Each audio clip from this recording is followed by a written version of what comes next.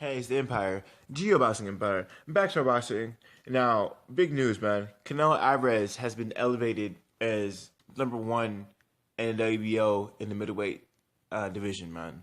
Now, this is a really big deal. Everybody knows that Canelo Saul Alvarez has the right to mandate a rematch with Golovkin, and everybody is saying that he wants to pick up another title so he can get more money in the negotiating table against Triple G.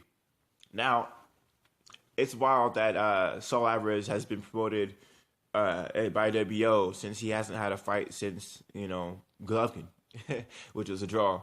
And there's a lot of people in the top 10 that people think that should be above Saul Alvarez, right?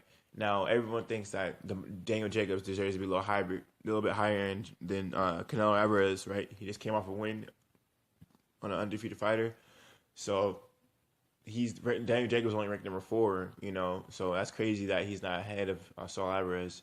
Okay, but Saul Alvarez is number 1, David Lemieux is number 2, Demetrius Andrade is number 3, Daniel Jacobs number 4, and then you got Jamal Charles number 5. I can keep going, but I'm just gonna name you top 5, right? Now this is a really big deal because, like I said, he was just elevated up. Saul Alvarez didn't fight anyone, and basically at this point in Canelo Alvarez's career, he basically has all the belts on hold right now, right? If he gets this WBO title, Triple G has all the other titles, so he can demand that rematch after that. People were saying that Saul Alvarez has a right to demand that rematch within a certain amount of time. So I'm guessing he's going to get the WBO title or try to get the WBO title within that time limit to challenge Triple G. So he has the potential of unifying everything, and he has this middleweight division. Basically, he can fight whoever he wants to fight whenever he wants to fight him. That's what it's looking like.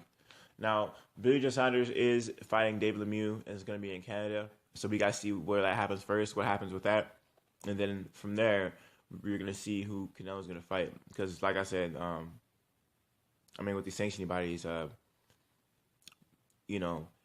superstars, they basically get they get the royal treatment, and everyone else basically they may not get the same treatment as a superstar will. So they might get if hands or buts, or the sanctioning will make a whole another rule for that champion that one time.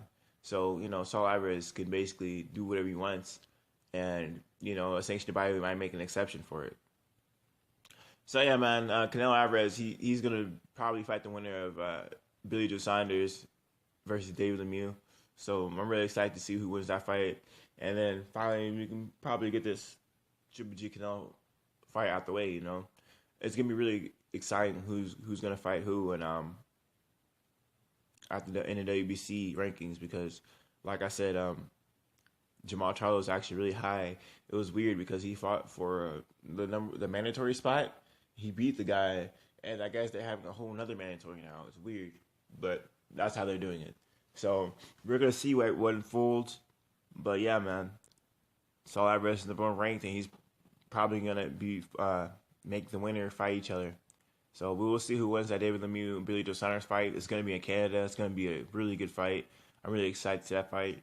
I'm actually shocked that Billy Joe Saunders would take this fight in Canada, But we'll see what happens, Let me know how you guys feel about it.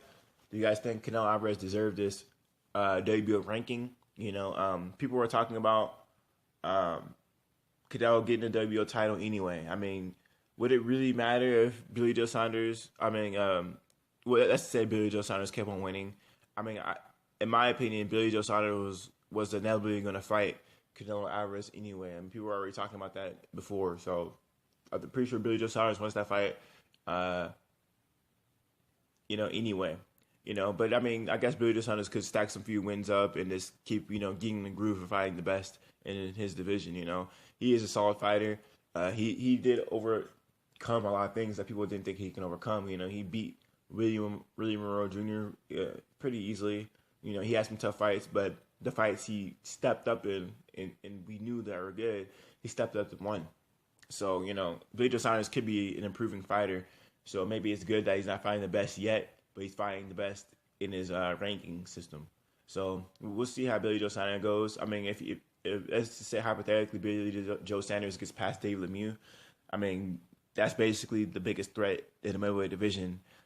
Besides 2, 3 other people who aren't champions. And I'd be like a Daniel Jacobs and Jamal Charlo, and there's not too many other big names that could really give a threat to Billy Joe Saunders, in my opinion. So we'll see what happens, man. I think Billy Joe Saunders, if he beats David Lemieux, I think he would Canelo Alvarez, whether he was ranked #1 or not. So let me know how you guys feel about it. Like, comment, subscribe. This is the Empire, Geoboxing Empire.